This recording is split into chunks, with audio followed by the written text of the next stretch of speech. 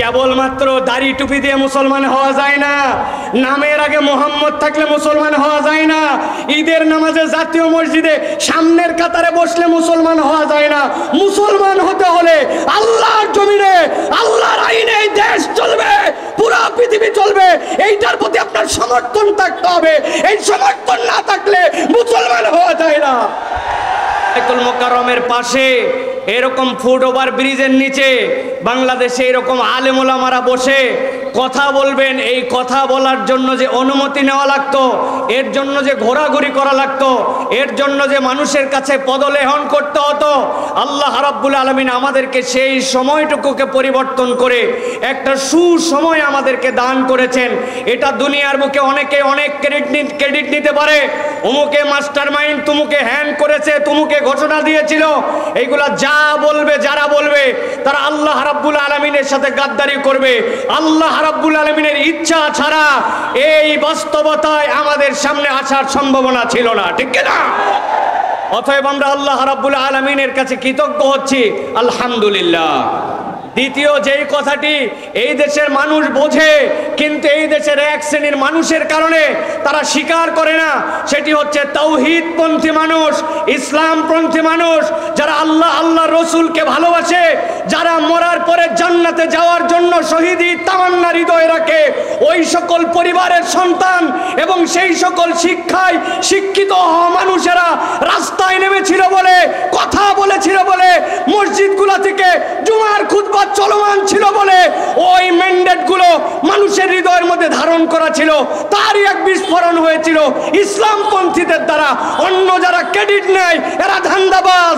মূল রক্ত দিয়েছে ইসলামপন্থীরা, তাওহীদপন্থীরা। ইসলামপন্থীরা না থাকলে বাংলাদেশের এই নতুন বাংলাদেশ দেখার স্বপ্ন হতো না।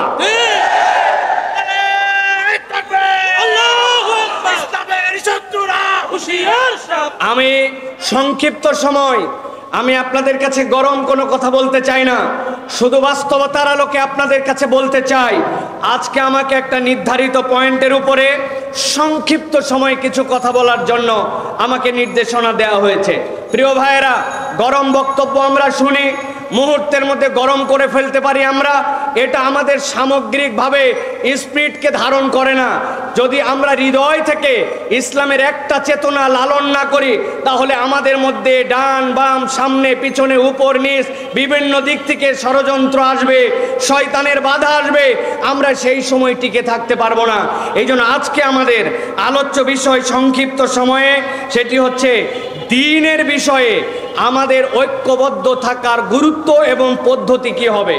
এখানে একজন লোক যদি হাত তুলে আমাকে বলেন যে হুজুর, দ্বীনের বিষয়ে, ইসলামের বিষয়ে, ইমানের বিষয়ে, তাওহীদের বিষয়ে, আল্লাহ রসুলের বিষয়ে আমাদেরকে ঐক্যবদ্ধ থাকতে হবে, এই ঐক্যবদ্ধ থাকার প্রয়োজন নাই, অথবা ঐক্যবদ্ধ থাকতে হবে, এইটা আমি বুঝি না। আমি বিশ্বাস করি এখানে একজন লোকও নাই যে বলবে যে ঐক্যবদ্ধ থাকার দরকার নাই। এরকম কোনো লোক আছে ভাই? একটু আওয়াজ দিয়েন ভাইজান, আছে ভাই? নাই। কিন্তু আমার যে বিষয়টি আপনাদের কাছে উপস্থাপনে সংক্ষিপ্ত সময়ে 6টা পয়েন্টের আলোকে করতে চাই, সেটি হচ্ছে ঐক্যবদ্ধ থাকার গুরুত্ব আমরা বুঝি, কিন্তু ঐক্যবদ্ধটা থাকবো কেমনে? আমাদের মধ্যে তো মুহূর্তে ফাটল ধরে যায়, অমুকে অমুকের কাছে বিক্রি হয়ে যায়, তুমুকের কাছে বিক্রি হয়। এই দেশে কথা আছে, আগের রাত্রে এক কাপ চা আর একটা বিড়ির কাছে বাঙালি তার ভোট বিক্রি করে দেয়, ঠিক কি না? এই জন্য আমরা বলতে চাই প্রিয় ভাইয়েরা, দ্বীনপন্থী মানুষেরা, ইসলামপন্থী মানুষেরা যদি এইটা অনুভব করে কেমনে আমরা ঐক্যবদ্ধ থাকবো, তাহলে আমাদের জন্য এই কার্যকারণগুলা খুঁজে খুঁজে যদি গ্যাপ আসে, সেইটার বাহিরে আমাদের নিজেদের পথ চলাকে আমরা তখন মসৃণ করে নিতে পারবো। ছোট্ট একটা উদাহরণ দিয়ে আপনাদের কাছে কথায় ঢুকি। আপনি যদি জানেন এই রাস্তাটিতে আপনি রওনা হয়েছেন, সামনে রাস্তার কনস্ট্রাকশনের কাজ চলতেছে, ওই জায়গায় জায়গায় একটা গর্ত আছে, কিছু দূর যাওয়ার পরে রাস্তার মুখটা চিকন হয়ে গেছে, আপনার টাইমটা বেশি লাগবে। আপনার কাছে যদি এই তথ্যগুলি জানা থাকে তাহলে আপনি রাস্তা নির্বাচনের সময় আপনি বুঝে সুঝে হাঁটবেন। এখন শয়তান আমার জন্য কোন কোন ঘাঁটিতে ফাঁদ পেতে রেখেছে। আমি আল্লাহকে পছন্দ করি, রসুলকে পছন্দ করে, ইসলামকে পছন্দ করে, কিন্তু আমি ফাঁদ চিনি না। এখন আমাদের অবস্থা হয়ে গেছে, আমরা সকলেই একটা ঝুলের মধ্যে চলতেছি, কিন্তু ডেপথলি আমাদের এই বিষয়গুলো আমরা অনুভব করছি না। আমি এই জন্য খুব সংক্ষিপ্ত সময়ে আপনাদের কাছে 6টা পয়েন্ট বলবো, সর্বোচ্চ হয়তো 3-6-18 মিনিট লাগতে পারে, আমার সময়ের মধ্যে আমি ইনশাল্লাহ শেষ করে দিব। 1 নম্বর প্রিয় ভাইরা যে বিষয়টি, সেটি হচ্ছে আল্লাহ রাব্বুল আলামিন সূরা আলে ইমরানের 103 নম্বর আয়াত যেটা আমি তেলাওয়াত করেছি, সেখানে ঐক্যবদ্ধ থাকার গুরুত্বের কথা বলেছেন। এটা আমরা সকলেই কম বেশি জানি, ওয়াতাসিমু বিহাবলিল্লাহি জামিআ ওয়া লা তাফাররাকু, এটা আল্লাহর কথা। কিন্তু এর পরের আয়াতে কারিমার সাথে আল্লাহ রাব্বুল আলামিন 4টা দিকের কথা মুসলমানদের জন্য উল্লেখ করেছেন। আল্লাহ রাব্বুল আলামিন বলেছেন, শোনো, আমি আল্লাহ রাব্বুল আলামিন তোমাদেরকে বললাম তোমরা একতাবদ্ধ হয়ে থাকো, কখনো তোমরা বিভক্ত হয়ো না, তোমরা আল্লাহর রজ্জুকে ধরে রাখো। তবে জেনে রাখো, ওয়াজকুরু নি'মাতাল্লাহি আলাইকুম, তোমার এই একতা থাকবে না যদি তুমি আল্লাহ রাব্বুল আলামিনের নিয়ামতের কৃতজ্ঞতা আদায় না করো। আমরা বিগত 1 বছরের বাংলাদেশে আমরা দেখতে পাই, যখনই বিপদে পড়ে, যখনই ইন্টারিমের নানান ধরনের ঝামেলায় পড়ে, তখনই একদল ইসলামপন্থীদেরকে কাছে নেওয়ার জন্য তখন একতার ঘোষণা দেয়। আবার বিপদ কেটে গেলে ইসলামপন্থী আর হুজুরদেরকে পছন্দ হয় না। এটা আপনারা দেখেছেন না? এটার কারণ কি? এটার কারণ হচ্ছে আল্লাহ রাব্বুল আলামিনের নিয়ামতের শুকরিয়া নাই। যেই বান্দারা আল্লাহ রাব্বুল আলামিনের নিয়ামতের কৃতজ্ঞ হবে না, ওই বান্দাদের মুখ দিয়ে ফেক একতার কথা আসবে, মূল একতা তাদের মধ্যে থেকে আসবে না। আল্লাহ রাব্বুল আলামিন এরপরে বলেছেন, ইজ কুনতুম আদান ফাআল্লাফা বাইনা কুলুবিকুম ফাসবাহতুম বিনি'মাতিহি ইখওয়ানা, আমার সাথে আপনার অন্তরের জোর, আমার সাথে আপনার অন্তরের ভালোবাসা, এইটা মানুষের হাতে অন্তরের নিয়ন্ত্রণ নাই, অন্তরের নিয়ন্ত্রণ কর্তা আল্লাহ। বান্দা যদি ইন্টেনশন রাখে যে আমি এক এবং নেক হয়ে চলবো, তাহলে অন্তরকে জুড়াই দিতে পারেন আল্লাহ। অতএব আল্লাহ রাব্বুল আলামিনের কাছে নিজেকে ন্যস্ত না করলে, নিজের নিয়তকে পরিষ্কার না করলে, নিজের ডেস্টিনেশন কোন জায়গায় এটা যদি ক্লিয়ার না থাকে, তাহলে দুনিয়ার পথ পদবি, লোভ, স্বার্থ এইগুলোর জন্য সাময়িক ঐক্য হতে পারে, কিন্তু মৌলিক ঐক্য কখনো হবে না। এই জন্য আপনার নিয়তকে সবার আগে বিশুদ্ধ করতে হবে। আমরা খোলাফায়ে রাশিদিনের সেই খেলাফতকে এই দেশের মধ্যে দেখতে চাই। আমরা আল্লাহ রসুলের আইন অনুযায়ী এই দেশের প্রতিটা ঘর শাসিত হবে সেইটা দেখতে চাই। আল্লাহ রসুলের অনুশাসনের নিয়ম অনুযায়ী এই দেশ শাসিত হবে এই স্বপ্ন দেখতে চাই। হতে পারে সেটা 5 বছর পরে, হতে পারে সেটা 500 বছর পরে, কিন্তু ইমানদারের ইন্টেনশন যদি পরিষ্কার হয়, আল্লাহ রাব্বুল আলামিন তার কাজের মধ্যে বরকত দিবেন, ঠিক কি না? অতএব এইটা হচ্ছে একটা গুরুত্বপূর্ণ জিনিস প্রিয় ভাইরা। আমি এই জন্য আপনাদের কাছে এই প্রথম পয়েন্টে বলবো, প্রিয় ভাইরা, আল্লাহ রাব্বুল আলামিনের রজ্জুকে আঁকড়ায় ধরতে হবে। আল্লাহ রাব্বুল আলামিনের রজ্জুকে আঁকড়ানোর ক্ষেত্রে 2টা জিনিসকে গুরুত্ব দিতে হবে, অন্তরের মালিক আল্লাহ আর আল্লাহর নিয়ামতের কৃতজ্ঞতা আদায়। বান্দা যদি আল্লাহর নিয়ামতের কৃতজ্ঞতা আদায় করে আর এই অন্তর আল্লাহ ঠিক করে দিতে পারেন, এই নিয়তকে সামনে রেখে নিয়ত সহি করে চলে, তাহলে আমাদের ঐক্য টিকে থাকবে। নচেত নানান ঢেউ আর বাতাসে এসে আমাদের ঐক্যকে খেয়ে ফেলতে পারে। প্রিয় ভাইয়েরা, আমরা যদি দেখি ঐক্য গড়ার উপায় কি, আমাদের সালফে সালেহিনরা বলেছেন 5টা বিষয়ের উপর আমাদের ঐক্য হতে পারে। কয়টা বলেছি? সবাইকে বলতে হবে কয়টা? 5টা। ভালো করে খেয়াল করেন। 1 নম্বর, আকীদা এবং মৌলিক বিষয় আমাদেরকে সব সময় এক হয়ে থাকতে হবে। 2 নম্বরে, আল্লাহ এবং তার রাসূল সাল্লাল্লাহু আলাইহি ওয়াসাল্লামের কথাকে প্রাধান্য দিতে হবে। আল্লাহ রাসূলের কথার উপরে আপনার কোনো বক্তব্য থাকতে পারে না। আল্লাহ এবং তার রাসূলের কথাই শেষ কথা, এইটার উপরে আমাদের ঐক্যে আসতে হবে। 3 নম্বরে, প্রিয় ভাইয়েরা, পরস্পরের ভুল ক্ষমা করা এবং খুঁত না ধরা। আমরা কেউ একটু কিছু করলেই তার ভুলকে বড় করে হাইলাইটস করে দেই, ছোট্ট একটু একটু বিষয়কে ফুলায়া ফাঁপায় আমার স্বার্থের বিরুদ্ধে গেলে ব্যাপক করে দেখায়, ভুলকে বড় করে দেখানো যাবে না, এটা শয়তানের ধোঁকা।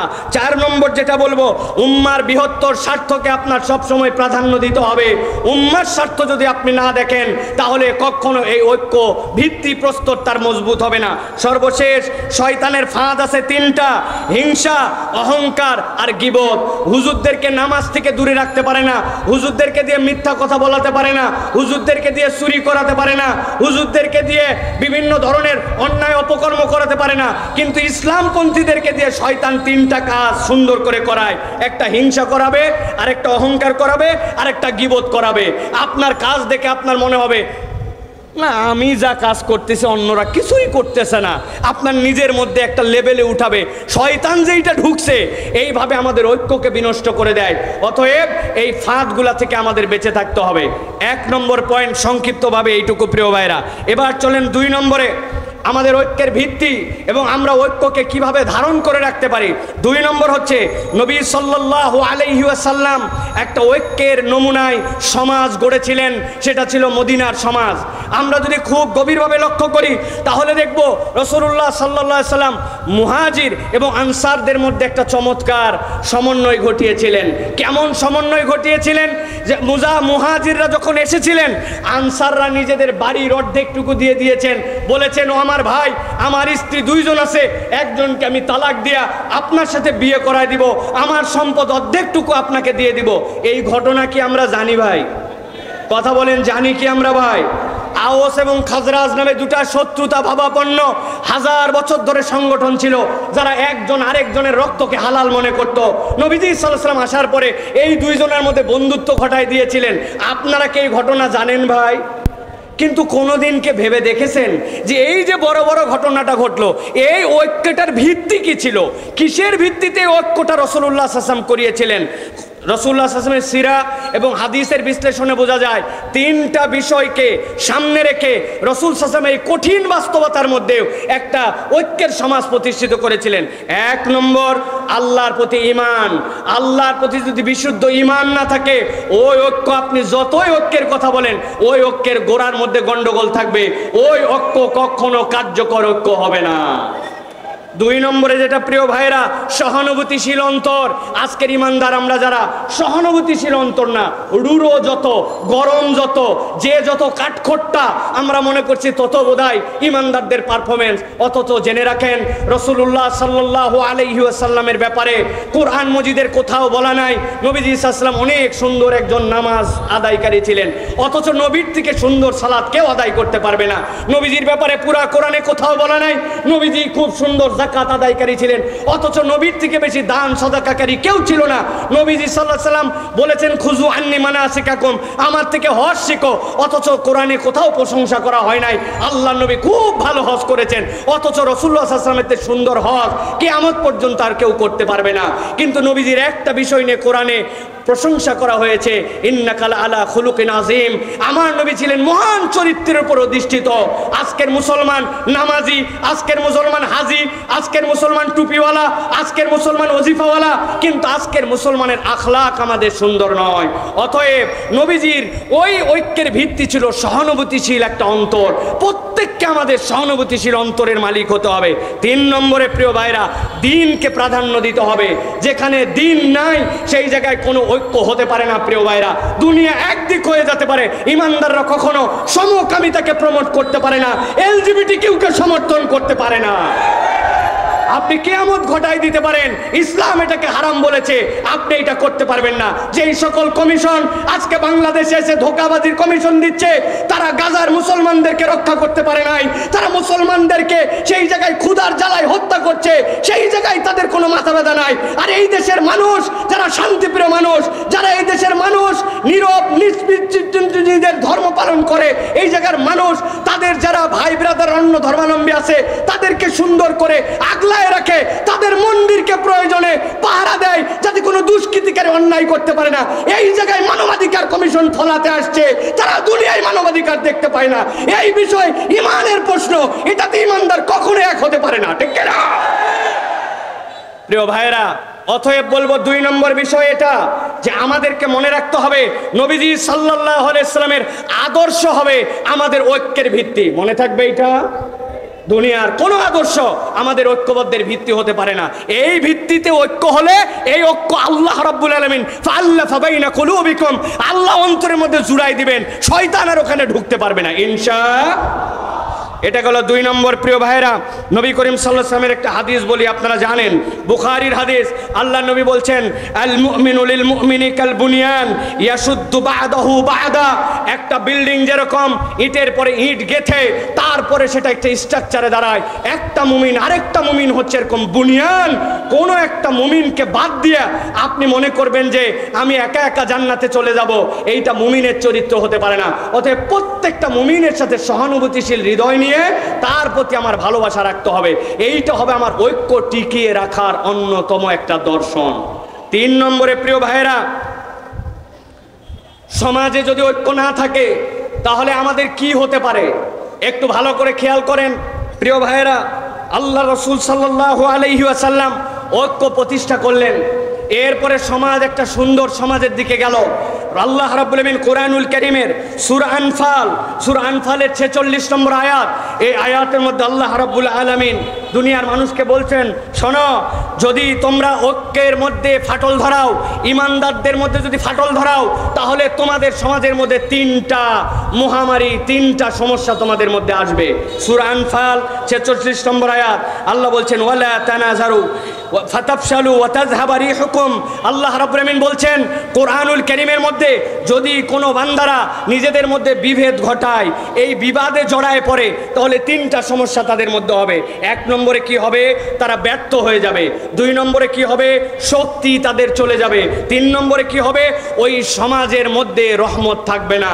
নবীজি সাল্লাল্লাহু আলাইহি সাল্লাম হাদিসের মধ্যে বলেছেন ইয়াদুল্লাহি মাআল জামাআহ, তোমরা যতক্ষণ পর্যন্ত এক হয়ে থাকবা, তুমি দেখতে পাও তোমার একতার শক্তি, তোমার চোখে ওটা পরিষ্কার হবে না, তোমার চোখে পরিষ্কার হবে না। কেননা আল্লাহ রাব্বুল আলামিন এই জামাতের উপরে আল্লাহর হাতকে রেখেছেন। প্রিয় ভাইয়েরা, লিবিয়ায় বিখ্যাত যুদ্ধ হচ্ছিল ফ্রান্সের সাথে।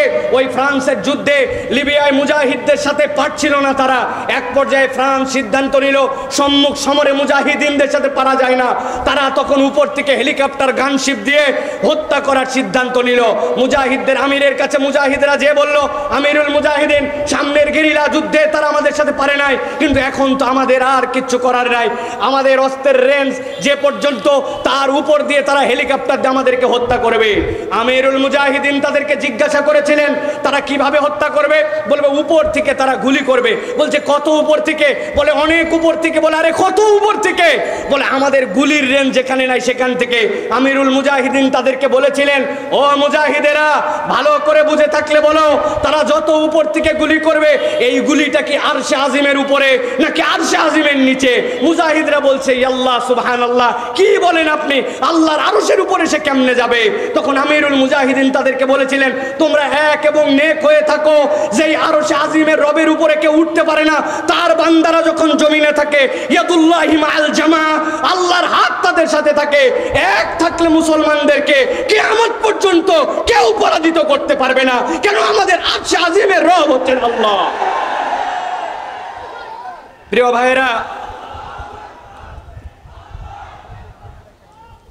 ভাইয়েরা, এই জন্য আমি বলবো, সংখ্যায় আমরা কম হতে পারি, লোকজন আমাদেরকে বলতে পারে কোথায় তোমাদের লোক? আমাদের লোক বেশি দরকার নাই। ইমানদাররা কখনো অস্ত্রের বলে জিতে নাই। ইমানদারদের সাথে একটা বল ছিল, সেটা হচ্ছে ইমানি বল। যতক্ষণ পর্যন্ত আমরা এই ঐক্যবদ্ধতার স্বপ্ন নিয়ে সীমিত স্বার্থকে ত্যাগ করে এক থাকবো, এই ইমানের বল দিয়েই মুসলমানরা বিজয়ী হবে ইনশাআল্লাহ। প্রিয় ভাইয়েরা, এটা গেল 3 নম্বর পয়েন্ট। সংক্ষিপ্তভাবে এবার চতুর্থ যে বিষয়টি আপনাদের কাছে বলবো, প্রিয় ভাইয়েরা, এই উম্মাহ, যেই উম্মার ব্যাপারে আল্লাহ রাব্বুল আলামিন কোরআনুল কারীমের মধ্যে ছোট্ট 2টা শব্দে প্রশংসা করেছেন। কি প্রশংসা? সামি'না ওয়া আতা'না। এরা তো সেই উম্মত যারা শোনে আর মেনে নেয়, এরা কোনো প্রশ্ন করে না। এটা হচ্ছে উম্মতে মুহাম্মাদের বৈশিষ্ট্য। মুফাসসিরিনে কেরাম ব্যাখ্যা করছেন এই আয়াতে কারিমার আলোকে এই উম্মতের মৌলিক বৈশিষ্ট্য কি? এই উম্মতের মৌলিক বৈশিষ্ট্য হচ্ছে ঐক্য।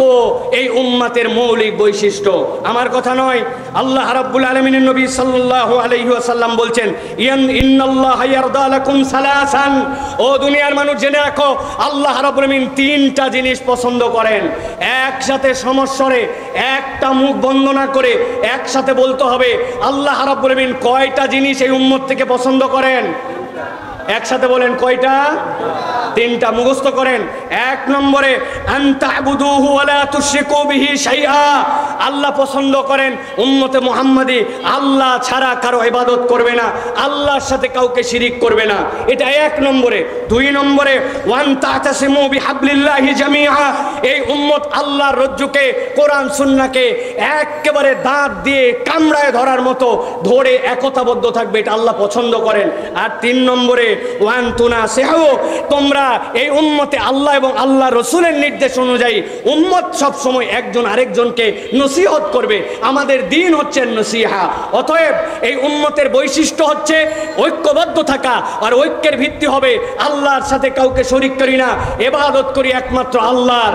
বলবো একটা কথা সামনে আর পিছনে করব আরেক কাজ, এটা ইমানদারের বৈশিষ্ট্য হবে না। যে ইমানদার মসজিদে আল্লাহর দিনকে মানে, যে ইমানদার জানাজায় আল্লাহর ইসলামকে মানে, যে ইমানদার ওই যাকাতের ইসলামকে আল্লাহ মানে, ওই ইমানদার যদি এটা বিশ্বাস না করে যে আল্লাহর দেওয়া বিধান অনুযায়ী এই সমাজ চলতে পারে, রাষ্ট্র চলতে পারে, চোরের বিচার হতে পারে, তাহলে ওই ইমানদারের কখনো ঈমান পূর্ণ হয় নাই। ঠিক না?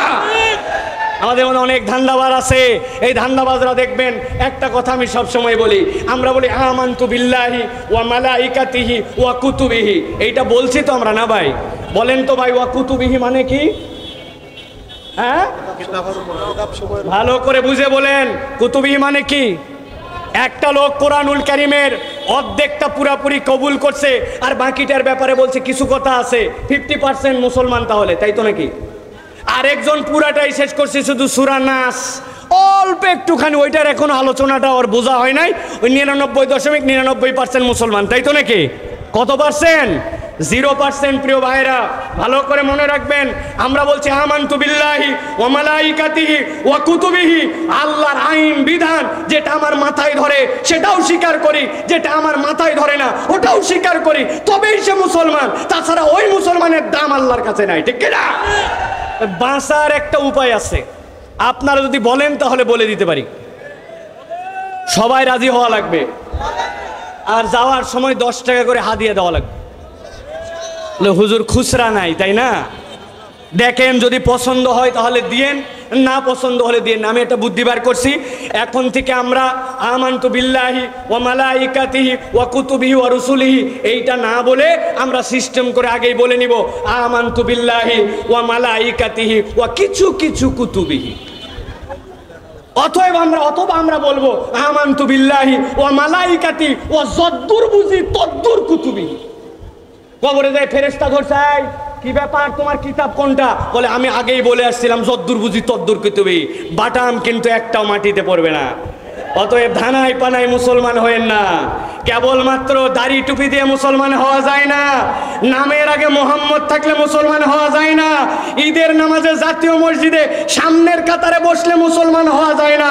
মুসলমান হতে হলে আল্লাহর জমিনে আল্লাহর আইনে এই দেশ চলবে, পুরো পৃথিবী চলবে, এইটার প্রতি আপনার সমর্থন থাকতে হবে। এই সমর্থন না থাকলে মুসলমান হওয়া যায় না।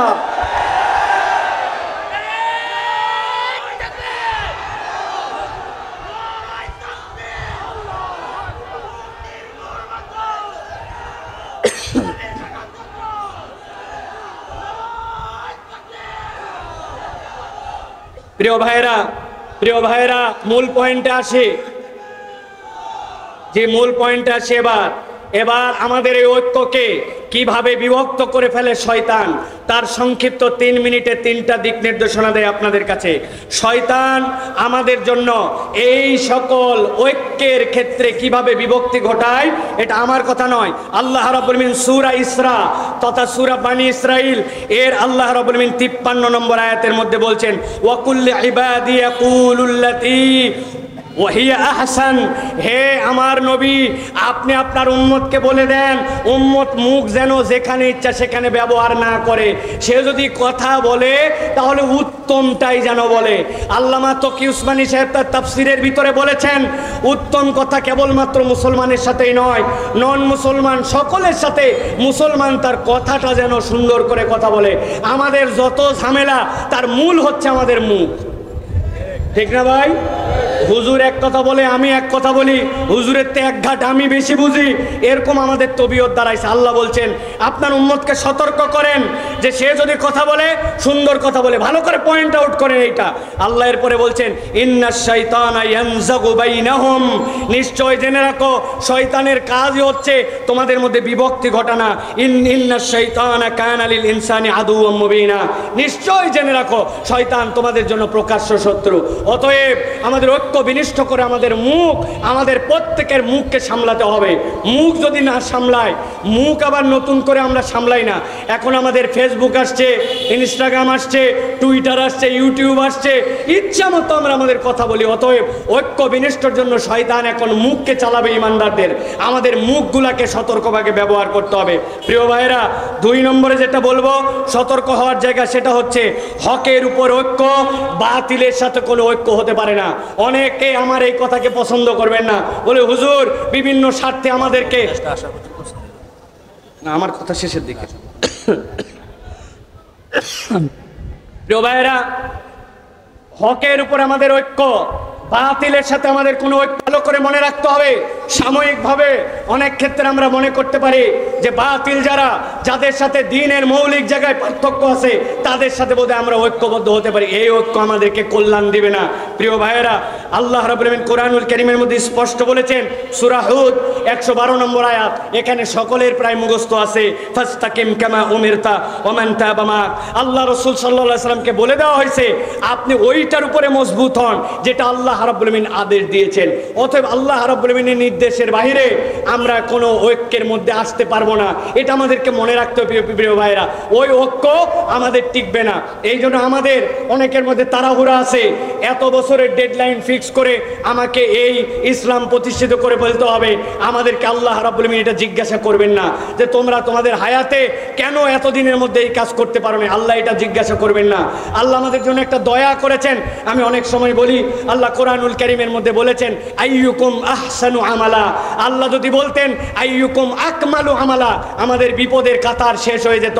নামাজে দাঁড়ানোর পরে মন চলে গেছে এদিকে, মন চলে গেছে ওদিকে, আল্লাহ যদি বান্দাকে দাঁড় করায় জিজ্ঞাসা করতেন এই 2 রাকাত নামাজ কেমনে পড়ছিলি, তোর নামাজ কি পূর্ণ হয়েছে, আমরা আটকায় যেতাম। অথচ আল্লাহ দয়া করে বলেছেন আইয়ুকুম আহসানু আমালা, তোমাদের মধ্যে উত্তম প্রচেষ্টাটা কে করতে পারে, আমার কাজ হচ্ছে চেষ্টা করা।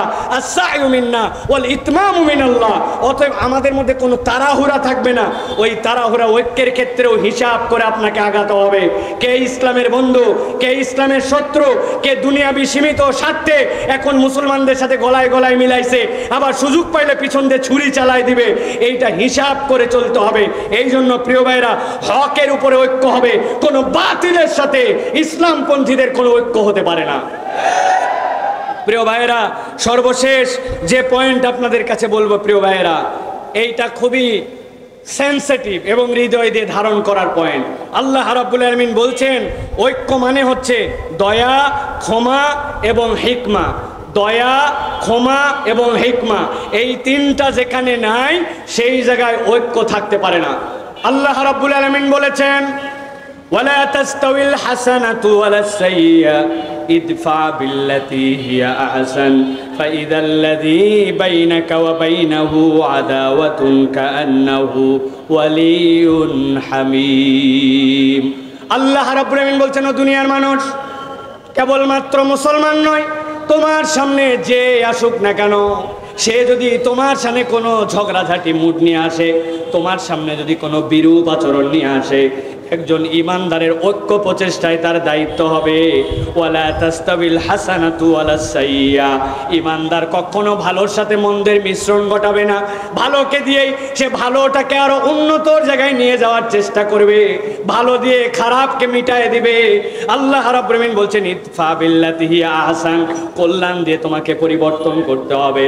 অথবা ইমানদারের হৃদয়ের মধ্যে একটা তামান্না থাকবে, আমার দ্বারা এমন কোনো আচরণ যেন প্রকাশ না পায়, আমার দ্বারা এমন কোনো কাজ, আমার দ্বারা এমন কোনো আচরণ যেন প্রকাশ না পায়। এই বৃহত্তর উম্মার ঐক্যের ক্ষেত্রে সেইটা যেন একটা ফাটল বা একটা চিহ্ন না হয়। আমি মনে করছি হয়তো তা আমার তো এই ছোট্ট কাজ, এই কাজের এমন কি ভ্যালু আছে, কিন্তু বুনিয়ান উম্মার সুস, আমি ওই মহা বিল্ডিং এর একটা পার্ট, সেটা একটা ধূলিকণা হতে পারে, ইমানদারের ফিলিংস তার মধ্যে থাকবে। এই জন্য আমি বলবো প্রিয় ভাইরাই, ঝগড়ায় নয় হিকমায় ঐক্য গঠন আমাদেরকে করতে হবে। অতএব প্রিয় ভাইরা, আল্লাহ আমাদেরকে এই কথাগুলোর উপরে আমল করার তৌফিক দান করেন। হাদা মা ইনদি ওয়াল ইলমু ইনদাল্লাহ, সুবহানাকাল্লাহুম্মা বিহামদিকা আশহাদু আল্লা ইলাহা ইল্লা আনতা।